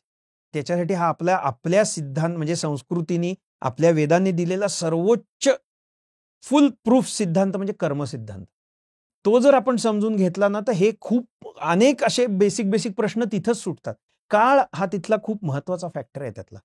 आपण आत्ता चांगलं केलं म्हणजे दुसऱ्या सेकंदाला आपल्या बाबतीत चांगलं होईल का, असं नाही. पण कुठे ना कुठेतरी ते रिव्हर्ट होईलच, आणि ते ज्यावेळी रिव्हर्ट होईल त्यावेळी ते तुझ्या फायद्याचंच असेल. त्यामुळे सतत सत्कर्म केलंच पाहिजे. समोरचा वाईट वागतो म्हणून आपण वाईट वागायचं का, मग काय अर्थ राहिला त्याच्यात. तो चांगला वागेपर्यंत आपण चांगलंच वागलं पाहिजे. हे खूप आवश्यक आहे त्यातलं. म्हणजे हे जी तत्व बेसिक आपल्या संतांनी, ह्याच्यासाठी मी तुम्हाला एक सांगतो, ह्याला एक सोपा पर्याय आहे. शास्त्रविस्त्र समजणं कठीण आहे. कारण ते ग्रंथ पण तेवढे मिळतील माहीत नाही ते समजायला. संतांची चरित्र नक्की सोपी आहेत. आजवर जे महात्मे होऊन गेले ना, मोठे अधिकारी महात्मे, आत्ताचे नको हां, आत्ताचे सगळेच घोळ आहेत. म्हणजे आगीतून फुफाट्यात पडायला होईल, नाही तर ते चुकीचंच काहीतरी समजून घेतलंय. तसं नाही. जे मागच्या पिढ्यांमध्ये होऊन गेलेले महात्मे, ज्यांची चरित्र उपलब्ध आहेत, ती चरित्र वाचली पाहिजेत. त्यातून खूप चांगलं मार्गदर्शन मिळतं. धर्म कळतो, वागणं कळतं, सत्य कळतं. म्हणजे मी तुम्हाला उदाहरण सांगतो. मध्यंतरी एक असंच कोणाचं तरी भोंदू बाबाकडनं फसलेले एक गृहस्थ माझ्या संपर्कात आले होते. ते खूप व्यथित झाले होते. त्यांना ते असं वाईट वाटत होतं, की अरे, की आम्ही इतक्या प्रेमाने करायला गेलो, पण आमचा केवढा तोटा झाला, आमचा काळ वाया गेला, आमची 10 वर्ष आयुष्यातली वाया गेली. मिळालं काहीच नाही प्रत्यक्षात. त्यांनी पानच पुसली होती. त्यांना मी मुद्दामून एक पुस्तक सांगितलं. माझ्या सद्गुरूंच्या गुरुभगिनी होत्या, परमपूज्य सद्गुरू शकुंतलाताई आगटे म्हणून. नुकत्याच त्यांनी देह ठेवला 19 साली. त्यांनी अक्षरशः जगाच्या 5ही खंडांमध्ये आपल्या दत्त संप्रदायाच्या संदर्भात खूप प्रवचनं वगैरे केलेली. त्यांचे शेकडो, हजारो अनुग्रहित परदेशांमध्ये पण होते. त्यांचं एक त्याच गृहस्थांना मी त्यांना सांगितलं, म्हटलं तुला खरंच बघायचं ना, तू ही 2 पुस्तकं वाच. म्हणून माधुर्य दर्शन नावानी आमची एक प्रकाशन आहे. त्यांनी देह ठेवल्यानंतर त्यांच्याबद्दल छापलेल्या गोष्टी आहेत. त्या जिवंत असताना एकही गोष्ट कधीही त्यांनी छापू दिली नाही किंवा काही नाही. त्यांना आवडायचंच नाही. हाही त्या सत्पुरुषांच्या गुणाचा भाग आहे. त्यांना स्वतःची प्रसिद्धी स्वतः तर करायला आवडतच नाही, दुसऱ्यांनी केलेली पण आवडत नाही. आणि भोंदूंचं अगदी उलट असतं. ते आधीच 4 माणसं आपलीच पेरून ठेवतात. त्यांनी ते स्वतःच त्यांची पब्लिसिटी करायची नाही. वाटेल ती खोटी पब्लिसिटी करतात त्यांची. पण ह्यांनी कधीही तसं करू दिलं नाही. जगभर त्या फिरलेल्या होत्या. पार फिनलंडपासून ऑस्ट्रेलियापर्यंत सगळीकडे जायच्या त्या. त्यांनी खूप मोठा आपल्या संस्कृतीच्या प्रचार प्रसाराचं खूप मोठं काम केलं त्यांनी. त्यांची 2 खंड, साधारणपणे 1150 पानांचे 2 खंड आहेत. त्यांच्या लोकांना आलेल्या आठवणी. आणि त्या वाचताना त्या गृहस्थांना मी म्हटलं, अरे तुम्ही हे वाचा आणि मग मला येऊन सांगा. ते अक्षरशः डोळ्यात पाणी आणून मला सांगत होते, की म्हणाले, मी इतका खुश झालो, की किती संतत्व अद्भुत असतं. त्याचा मी हे सगळं वाचताना अनुभव घेतला, की किती चोख असतं संतत्व, अक्षर शुद्ध सोन्यासारखं चोख. आणि त्याला मी जेव्हा माझे अनुभव रिलेट करत होतो, तेव्हा मला इतकं वाईट वाटायला लागलं, की मी किती फसवला गेलो. अशांची संख्या खूप जास्त आहे आत्ता, खूप जास्त आहे. पण तिथं त्यांनीच थोडेसे प्रयत्न केले पाहिजे, की कुठल्या तरी ही दीक्षा ती दीक्षा करत फिरण्यापेक्षा, हा बुवा तो बुवा करत फिरण्यापेक्षा समजून घेतलं पाहिजे. काहीतरी शास्त्रग्रंथ बघितले पाहिजेत, संतांचं वाङ्मय बघितलं पाहिजे. आपण म्हणजे स्वतःच त्याचा अभ्यास केला पाहिजे. अभ्यासाशिवाय पर्याय नाही. कारण अभ्यास तुका म्हणे असं म्हटलेलंच त्यांनी. असाध्य ते साध्य करिता सायास, कारण अभ्यास तुका म्हणे. असाध्य गोष्ट साध्य होते. माऊलींची त्याच्यावर ओवी आहे. ते म्हणतात, व्याघ्र सर्प प्रांजळे एके केली. अभ्यासाने आता वाघाला सांभाळणारे जे त्यांचे रिंग मास्टर असतात किंवा सापाला सांभाळणारे असतात, त्यांनी त्यांची सवय करून घेतलेली असते की नाही. व्याघ्र सर्प प्रांजळे केले एकी असं म्हणतात. अभ्यासाने काही होणार नाही असं नाही. सगळं मिळेल, पण ते आपण प्रयत्न केले पाहिजे. कारण अभ्यास तुका म्हणे असं त्यांनी म्हटलं. सायास करावे लागतील, कष्ट घ्यावे लागतील. आमची परिस्थिती तिथे, आम्ही का फसतो तर आम्हाला फुकट पाहिजे. आम्हाला कष्ट नाही करायचे. बिनकष्टाचं जे मिळेल त्याच्यात आम्हाला आनंद आहे. काहीच मिळत नाही, व्यवहारही नाही, परमार्थही नाही. अध्यात्म तर नाहीच नाही. ते तर पूर्ण कष्टांवर अवलंबून आहे तुमच्या, आणि ते सुद्धा आणि योग्य दिशेने केलेले आहे. मग लोकांनी अध्यात्माचा खरा अर्थ समजून घेण्यासाठी काय करणं अपेक्षित आहे? कुठल्याही अभ्यासाला म्हणा किंवा कुठल्याही प्रगतीला थोडी निश्चिंतता आणि स्थिरता लागते. आता आपण म्हणतो ना, की अभ्यास करायचा असेल तर एका जागी बसून शांतपणे केलं तर लक्षात राहतं. तेच जर मी फिरत फिरत 4 गोष्टी वाचल्या तर माझं लक्ष पण फिरेल ना 4 ठिकाणी. जे काय दिसेल ते मी प्रत्येक गोष्ट ग्रास्प करायला जाईल. मग मी जे करायला बसलोय ते समजणार नाही. त्यामुळे एक स्थिरता चित्ताला लागते. आणि अध्यात्म पहिलं ते शिकवतं. स्थिर हो, एका जागी स्थिर हो. तुझ्या वृत्ती एकवटव, म्हणजे एकाग्र हो. साधं मी तुम्हाला एक उदाहरण सांगतो. साध्या गोष्टींनी किती हे होतं. गोंदवलेकर महाराजांनी सांगितलेली ती एक गोष्ट आहे. ती आमच्या सद्गुरूंनी मला सांगितली होती. त्यांच्याकडे म्हणजे त्यांनी तयार केलेली गोष्ट असेल असं म्हणा, कारण त्यांनी अशा गोष्टी खूप छान सांगायचे ते. पण किती छान आहे बघा. त्या एक व्यापारी होता. त्या व्यापाऱ्याला त्यांनी एक साधू भेटले. ते म्हणाले, तू रोज साधना करत जा. तो म्हणला, मी काहीही करू शकत नाही. मी दिवसभर दुकान चालवतो, मला शक्य नाही. ते म्हणाले, अरे कुठला तरी दिवसातला वेळ असा असेल ना जो तुझ्या हातात आहे. नाही म्हणाला, मी पूर्ण वेळ कामात असतो. ते हुशार होते. ते म्हणाले, तू अंघोळ केल्यापासून कपडे घालेपर्यंत, अंघोळीला सुरुवात केल्यापासून कपडे घालेपर्यंत तू व्यापाराचं काही करतोस का? नाही करत म्हणाला. ते अंघोळ करून धोतर नेसेपर्यंत मला काही काम नसतं. ठीक आहे म्हणाले, मी तुला विष्णू सहस्रनाम शिकवतो. तू उद्यापासून एक गोष्ट करायची, डोक्यावरती पहिला तांब्या घेतला की विष्णू सहस्रनाम सुरू करायचं. धोतर नेसून होईपर्यंत 10-15 मिनिटं जातात. तेवढ्या वेळात तुझं ते म्हणून तेवढी उपासना तू कर. निष्ठेने केल्याचा परिणाम सांगतोय मी. तर त्यांनी तसं करायला सुरुवात केली. त्यांनी शिकवलं, त्यांनी पाठ करून घेतला आणि तो निष्ठेने करत होता. गरम पाण्याचा तांब्या डोक्यावर पडला की त्याचं ओम विश्वम विष्णुर्वषट्कारो सुरू व्हायचं. पुढच्या 10 मिनिटात ते पूर्ण व्हायचं. हा जेव्हा अगदी अत्यवस्थ होता आणि त्यांनी त्या महाराजांनी सांगितलं होतं की या एका गोष्टीने तुझं सगळं कल्याण होईल, असं त्याला सांगून ठेवलं. तो करत होता निष्ठेने. त्याची जेव्हा अगदी मरायची वेळ आली तेव्हा त्याला संधिपातासारखं झालं होतं. त्याला काही म्हणजे कोमासारखी स्थिती आहे म्हणा, असं त्याला काही सुधरत नव्हतं. तर तो नेमका असा असताना एक जडीबुटीवाला माणूस तिथनं रस्त्यावरनं चालला होता आणि तो म्हणाला, माझ्या जडीबुटीने पार मेलेला सुद्धा बोलेल. तर ते म्हणाले, आता नाहीतरी ह्याची परिस्थिती आहे, ठीक आहे हेच करून बघू. मग त्यांनी ती जडीबुटी दिली. त्यांनी म्हणले, उगाळा गरम पाण्यात हे करा आणि त्याच्या डोक्यावरती ते पाणी, म्हणजे उकळलेलं जे पाणी असेल, काढा म्हणतात त्याला, तो त्याच्या डोक्यावरती टाका शिरोधारेसारखा, म्हणजे तो बोलायला लागेल. तर आता हा अत्यवस्थ होता, पण त्याला पडिले वळण इंद्रिया सकाळ अशी सवय होती. डोक्यावर गरम पाण्याचा तांब्या पडला की त्याला विष्णू सहस्रनाम म्हणायची सवय होती. ते जसं त्याच्या डोक्यावर गरम पाणी टाकलं तसं त्याचं त्या स्थितीत सवयीनी विश्वम विष्णुर्वषट्कारो सुरू झालं. त्याचं विष्णू सहस्रनाम म्हणायला सुरुवात झाली आणि तिथेच त्याचा देह पडला.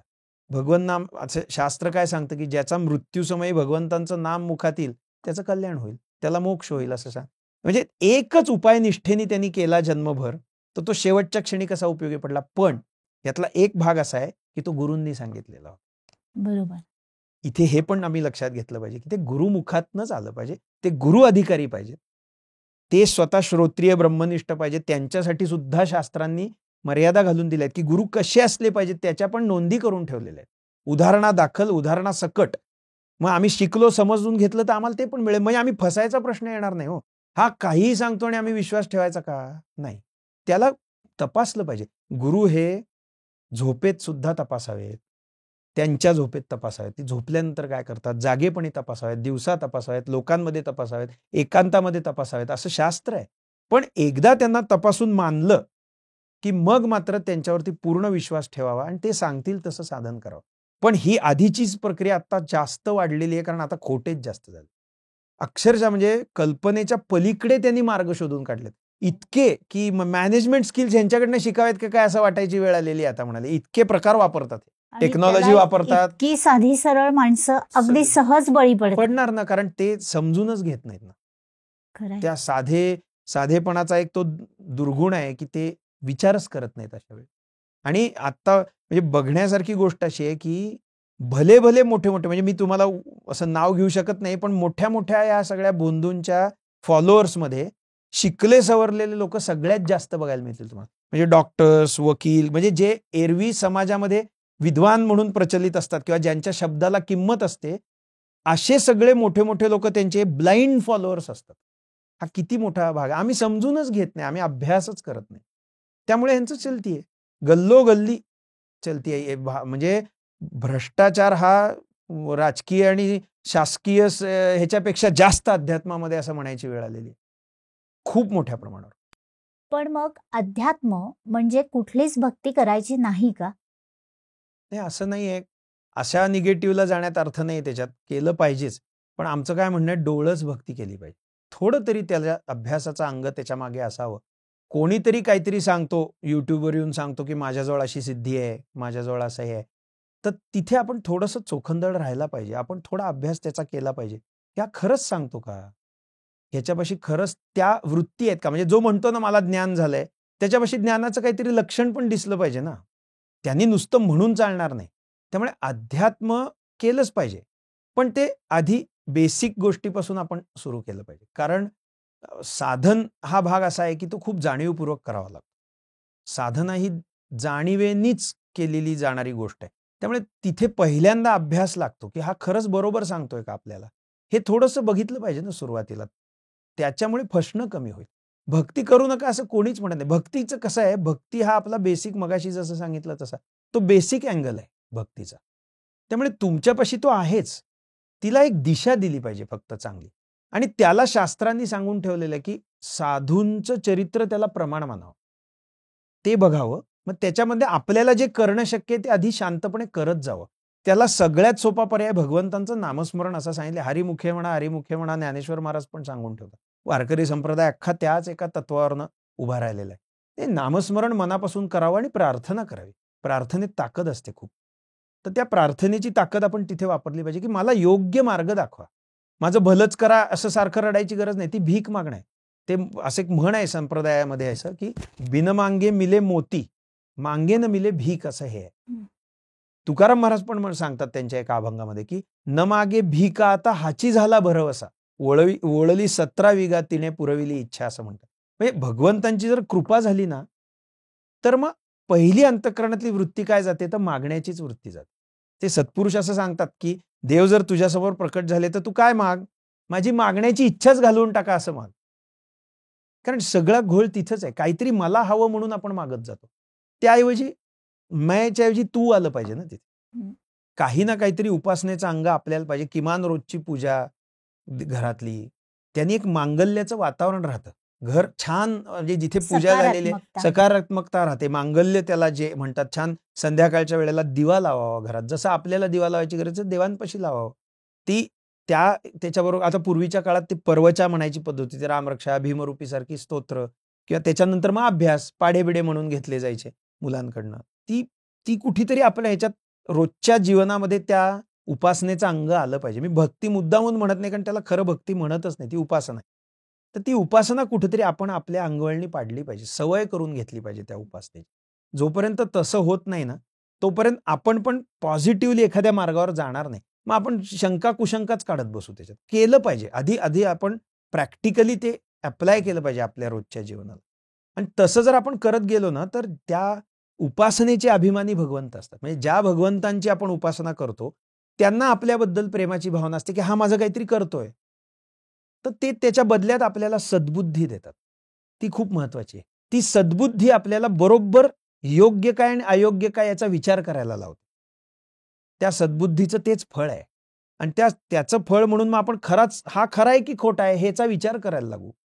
मग कारण नसताना गुरु करत ह्याच्या मागं दीक्षा घ्यायला, आणि कुठली क्रियायोगाची दीक्षा, शक्तिपाताची दीक्षा आणि कसली दीक्षा, हे जे काय सध्या खूप बाजार झाला या सगळ्या प्रकाराचा, सगळ्यात जास्त त्या शक्तिपात प्रकाराचा झालेला आहे. पण ते इतकं असह्य होत चाललेलं आहे आता सगळ्या बाजूनी, कारण फसणाऱ्यांची संख्या जास्त आहे. आणि ते जे फसतात ना, त्यांची कीव करावीशी वाटते, कारण ते सगळ्याच अँगलनी फसत जातात. आर्थिक फसतात, मानसिक फसतात. तर मग ते होऊ नये म्हणून आपण उपासनेचं अंग धरलं पाहिजे. उपासना आपल्याला आतून बळ देते, आतून ताकद देते. आतून येणारी जी ताकद असते ना, ती खूप जास्त उपयोगी पडते.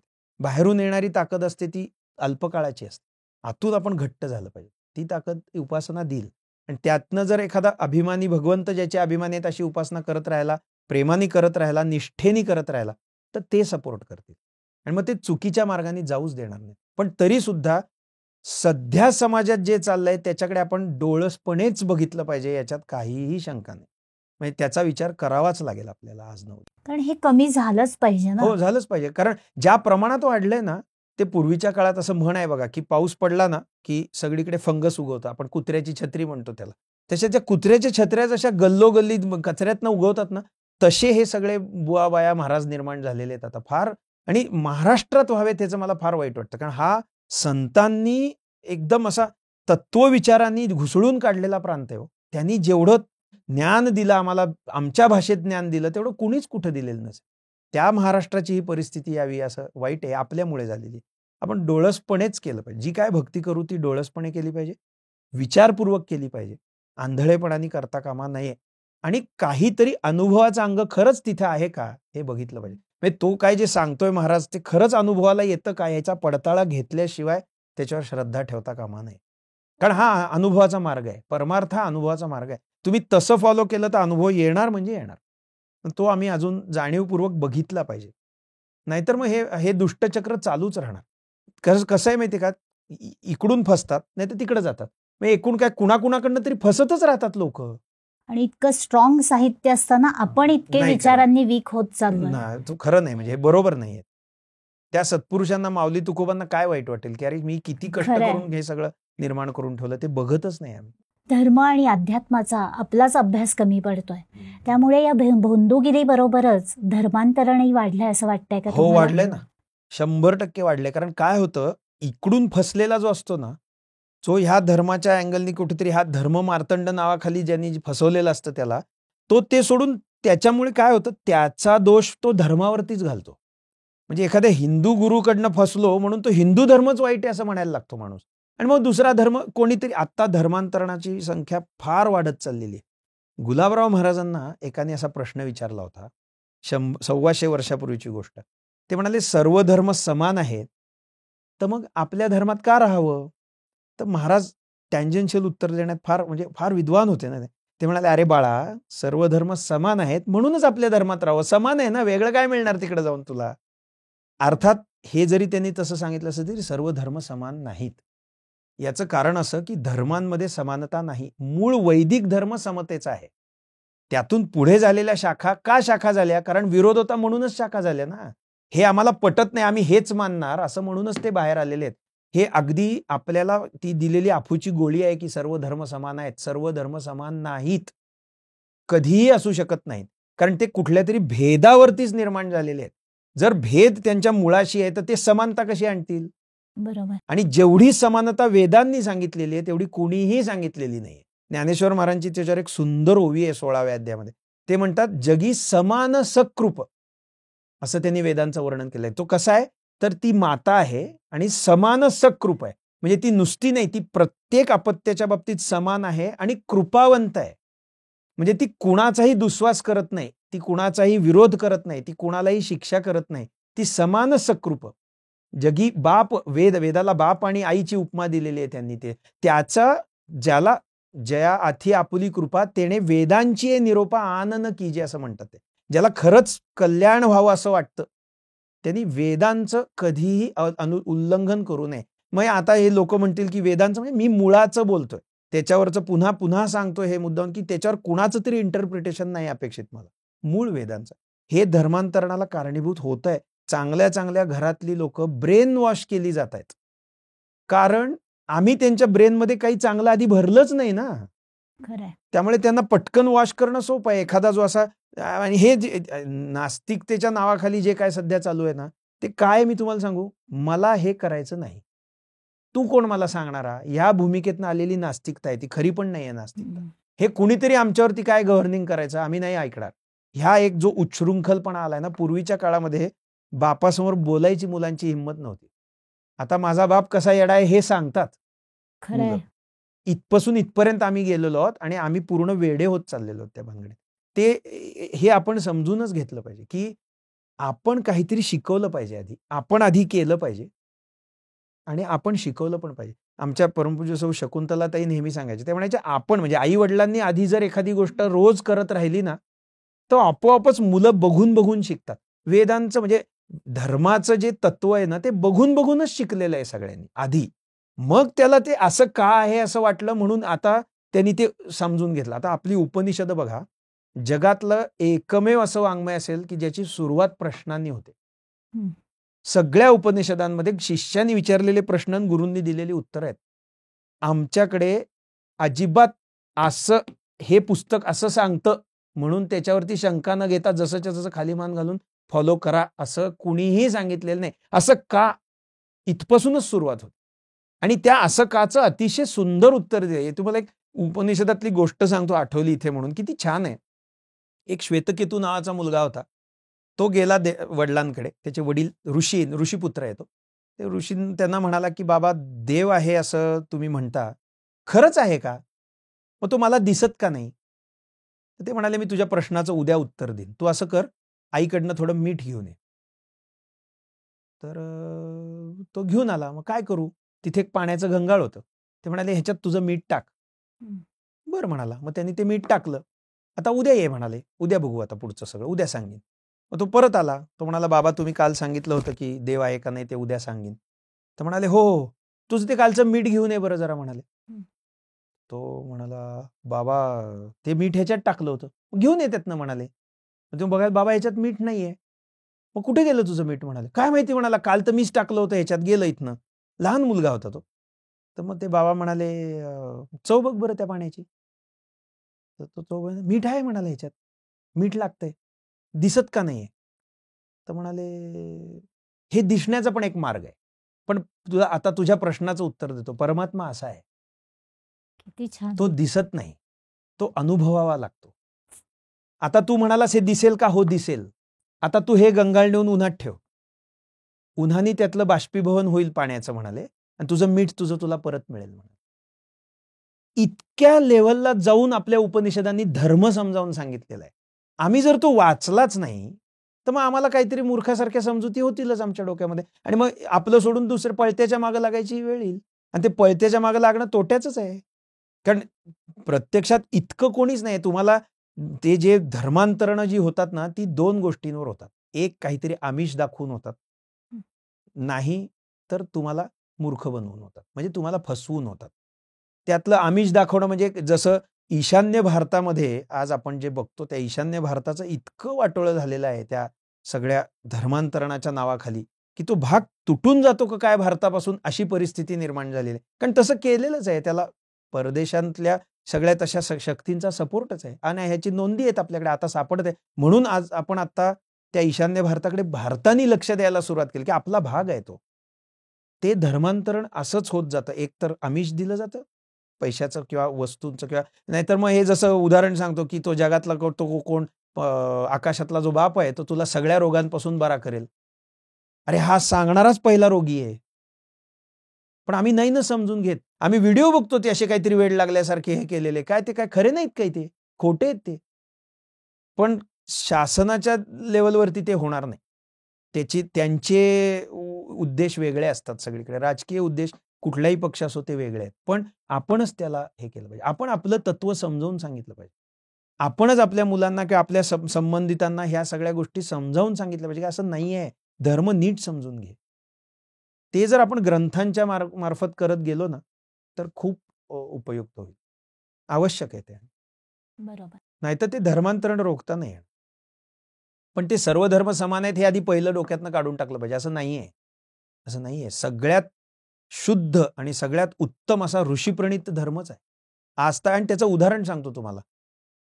अक्षरशः समजतंय, सृष्टीत जेव्हापासून आम्हाला समजतंय आणि आम्ही नोंदी करायला लागलो तेव्हापासून ज्या धर्माची नोंद आहे तो एकच अजूनही टिकलेला आहे. बाकी आले गेले, वाढले कमी झाले, सगळं झालं.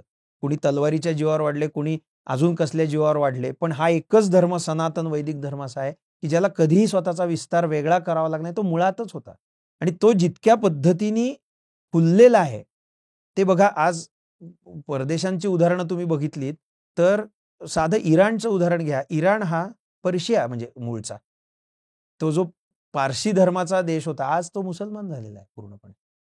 पण भारताचं तसं नाही होऊ शकलं. तो 100 वर्षात हे झाला. आम्ही आमच्या धर्माचा जो बेस होता ना, तो पूर्वीच्या काळामध्ये फार रुजलेला होता चांगला. आज आम्ही ती मुळंच उखडून काढायचा प्रयत्न करतोय, त्यामुळे ते प्रॉब्लेमॅटिक जास्त होतंय.